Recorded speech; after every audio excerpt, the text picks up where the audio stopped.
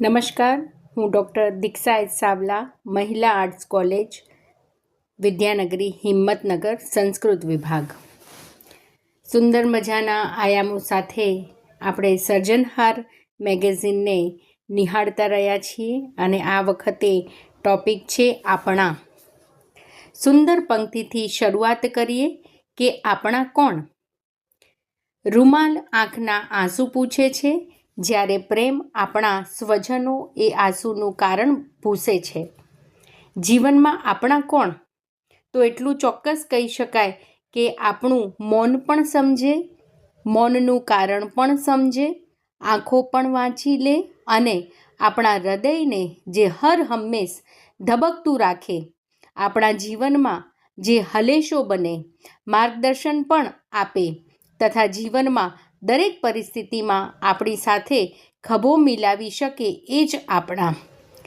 જેમના હૃદયમાં અને હૃદયના દ્વાર હર હંમેશ આપણા માટે ખુલ્લા હોય, જેમનું હૃદય આપણને આવકારવા માટે હર હંમેશ થનગનતું હોય અને સંવાદ માટે જાજો વિચાર કરવાની જરૂર ન પડે, પરંતુ હૃદયમાંથી જે વિચારો કે વાક્યો આવે એ આપણે બિંદાસ કહી શકીએ.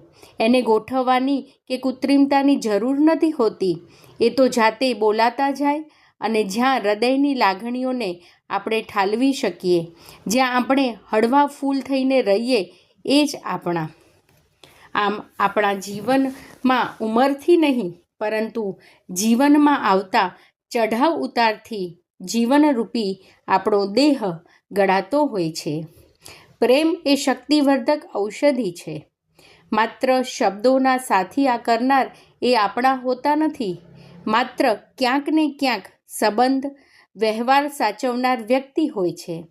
કહેવાયું છે ને, ભલાઈ કરવા માંગે છે તે દ્વાર ખખડાવે છે અને જે પ્રેમ કરે છે તેને દ્વાર ખુલ્લું મળે છે.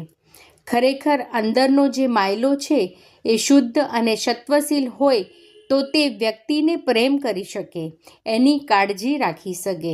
આજે તો આર્ટિફિશિયલ ઇન્ટેલિજન્ટ યુગમાં સંબંધોમાં પણ કૃત્રિમતા આવતી જાય છે, માટે આપણા એ શબ્દને શોધવો પણ અઘરો પડી જાય છે.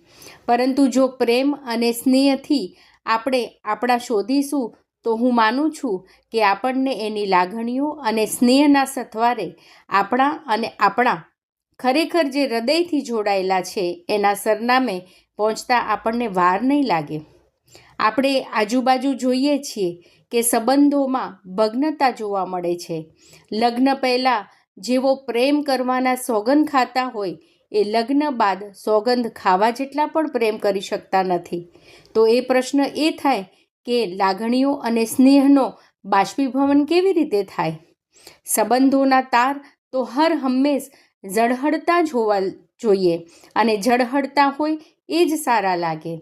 આજે વ્યક્તિ પોતાના સ્વાર્થ માટે કે લાલચ માટે સંબંધોને એક લાંછન આપતો થઈ ગયો છે. આજનો વ્યક્તિ વ્યસન, ફેશન અને ટેન્શનમાં આપણા જે સ્વજનો છે, જે સ્નેહીજનો છે એનો તિરસ્કાર કરી રહ્યો છે અને બનાવટી સંબંધોમાં એ જીવતો રહ્યો છે. જ્યારે જીવનમાં આપણા કોણ એની પ્રતીતિ થાય છે ત્યારે એને અફસોસ સિવાય કશું જ રહેતું નથી.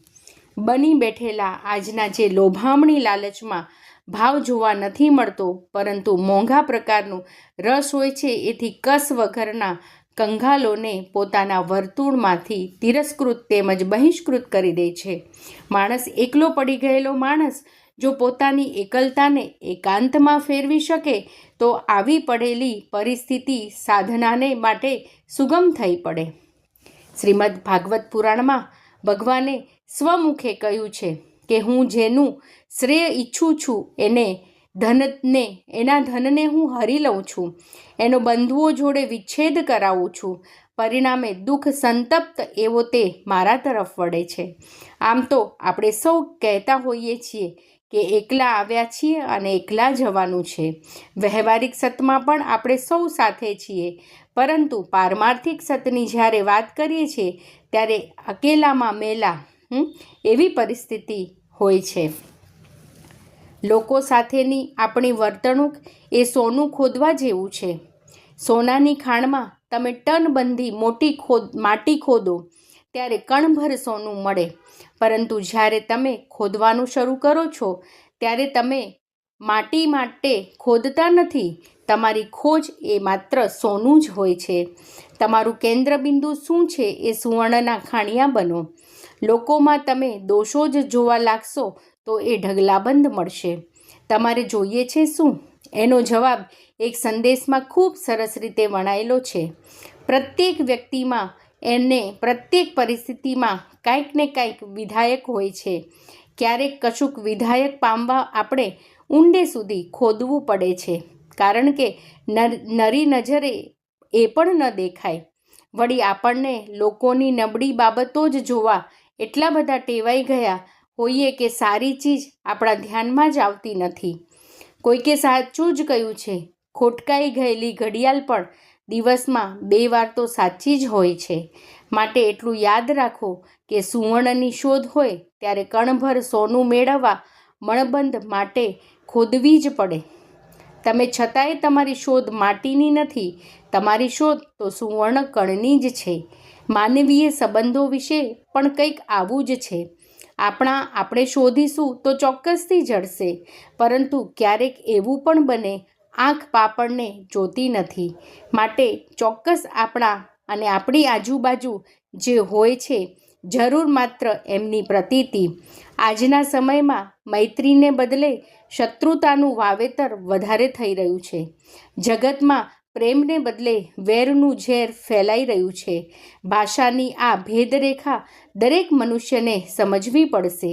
મનુષ્ય ધર્મનો મર્મ સમજવો પડશે. જગતને જ સ્વર્ગ બનાવવા દરેક મનુષ્યએ પ્રેમની ગંગા વહાવી પડશે. ગમતી વ્યક્તિને આપણે આપણા રંગમાં રંગી નાખીએ. સ્વજનોને, સ્નેહીજનોનો પ્રેમ અને કાળજીથી એ સંબંધ જીવંત રાખીએ. તો હું માનું છું કે આપણા શોધવા બહાર ફાંફા નહીં મારવા પડે. પ્રેમ એટલે ગમતું કરીએ અને ગમતાને કરીએ એ પ્રેમ. આમ પણ સંબંધની સુવાડપ એટલે ગમતાનું ગમતું કરીએ. પ્રેમ એટલે સમર્પણ અને સ્વીકાર. યુદ્ધ એટલે તિરસ્કાર અને ધિક્કાર. પ્રેમ હંમેશા જીવનને ઉદ્ધવગતિ કરાવે, જ્યારે યુદ્ધ યા નફરત હંમેશા અધોગતિ પતન જ નોતરે છે. સંત કબીરજી કહે છે, 2.5 અક્ષર પ્રેમ કે, સબસે ઊંચી પ્રેમ સગાઈ. તો આપણા શોધવા હશે તો પ્રેમ એ પૂરક છે, કારણ કે પ્રેમ હશે ત્યાં માન, સન્માન, આદરભાવ, એકબીજાની કાળજી, સ્નેહ અવિરત રહેશે. એકબીજાની ખામી અને ખૂબીનો સ્વીકાર આત્મીયતા વિના શક્ય નથી. આત્મીયતા ન હોય ત્યાં અપનાપન ક્યાંથી આવે? પછી આપણા ક્યાંથી આપણને જડે? પ્રેમની બંધ મુઠ્ઠી આજે 21મી સદીમાં મોબાઈલની ગેલેરીમાં સચવાયેલી હોય છે. સ્માર્ટફોન પાસવર્ડથી સુરક્ષિત હોય છે, એટલે સૌના પર્સનલ સંબંધો પણ આ પાસવર્ડના કારણે સુરક્ષિત રહેતા હોય છે. બાકી તો માણસ વિચિત્ર પ્રાણી છે. ક્યારેક તે રામ હોઈ શકે, ક્યારેક રાવણ પણ. સંજોગો પ્રમાણે તે ટોપી ફેરવી નાખે. તે મહાજ્ઞાની પણ છે અને મહાઅજ્ઞાની પણ છે. બ્રહ્માંડનો પાર પામી ચૂક્યાનો દાવો કરનારો માણસ ક્યારેક 1 ફૂટને અંતરે સૂતેલી પત્નીના દિલની વાત પણ નથી જાણી શકતો. સ્વજનોના લગાવને પામી નથી શકતો. આપણેની શોધ કર્યા કરે છે, પરંતુ આપણામાં કેટલું સત્વતત્વ છે પ્રથમ એ ખોજતો નથી. જીવનમાં સરળતા અને સહજતાનો અભાવ જોવા મળે છે. કોઈ કરોડપતિ પોતાના કારીગરોને લાખોનો પગાર ચૂકવે છે, પણ પત્ની કે સ્વજનોની નાનીશી માંગણી પણ પૂરી કરવામાં ક્યારે આંખ આંડે કાન કરતા હોય છે. એમ પણ બને. ચા સારી કે કોફી એ અંગે ઘણીવાર વિવાદ થાય છે. એ યાદ રાખી લેવા જેવું છે કે ચા પીવાનું ચાલુ રાખવામાં માણસનું લોહી પીવા જેટલું નુકસાન નથી. દુનિયાનો સાર પામવા કરતાં દિલનો સાર પામવાનું અઘરું છે, છતાં ફાયદાકારક છે. દરેક દિલને એની અલગ દુનિયા હોય છે. દિલમાં શાંતિ હશે તો દિમાગ પણ શાંત રહેશે. માણસના સુખ દુઃખના બધા સર્ક્યુલરો દિલમાંથી ઇસ્યુ થાય છે. બહારની દુનિયા રંગમંચ છે, દિલ અને દિમાગથી ચડિયાતા લેખક કે દિગ્દર્શકો હજુ સુધી દુનિયાને જડ્યા નથી. પ્રાર્થના કરીએ કે આપણે સૌ ખોટા નારિયેળ ન બની કળશ શોભાવવાના બદલે શુદ્ધ નારિયેળના જળનું એક ટીપું બની રહીએ અને આ યુગમાં સ્નેહ અને પ્રેમના સથવારે આપણા સ્નેહીજનો સહ આ પ્રેમરૂપી ઉપવનને કંડારીએ. ગમતા, ચાહતા, પામતા આવડે એમાં કોઈ મોટી વાત નથી. એ તો દંભ પણ હોઈ શકે, પરંતુ નિભાવતા આવડે તે જ સાચો સ્નેહ અને એ જ આપણા. કંઈ સમજતું સાથે નથી રહેવા કંઈ સમજતું જ સાથે નથી રહેવાતું. સાથે રહેવાનું કારણ હંમેશા જીવંત રાખવું પડે છે. મેળવવા કરતાં ટકાવવું એ જ આપણી આવડત કહેવાય. પછી એ વસ્તુ હોય કે સંબંધ. સંબંધો આપણી ઈચ્છા હોય ત્યારે બંધાય એવું પણ નથી હોતું. એ માટે જ્યાં નિયતિ હોય અને જ્યાં ઋણાનુબંધ હોય ત્યાં જોડાતું હોય છે. ક્યારેક લોહીના સંબંધો પણ નબળા પડી જાય છે અને ક્યારેક લોહી વગરના સંબંધો પણ આપણા જીવન માટે ઊર્જા, શ્વાસ અને હૃદયને ધબકતું રાખવા સતત કાર્યશીલ હોય છે. અને ક્યારેક આપણા હોય એ જ આપણને શીખવે છે કે કોઈ આપણું નથી. તો ચાલો જીવનની સાર્થકતાને પામીએ અને ચહેરા પરના આવરણને દૂર કરીને અસલી ચહેરો રાખીને સંબંધોનું વાવેતર કરીએ અને આપણામાં રહેલ એ તત્વને નિખારીએ તો સંબંધોમાં સત્વ અને સહજતા આવશે. તો ચલો આપણા એ નિજત્વને ઓળખીએ અને ખરેખર આ સંબંધોનું માવજત કરીને આપણા વચ્ચે રહેલા આપણા લોકોને આપણે સમજીશું. આપણે એ જ ભૂલી ગયા છીએ કે આ ધરતી પર આપણે નિવાસી નહીં પણ પ્રવાસી છીએ. તો ચાલો જીવનની સાર્થકતાને સંબંધોના સિંચનથી નિખારીએ. શુભમ ભૂયાત. આભાર.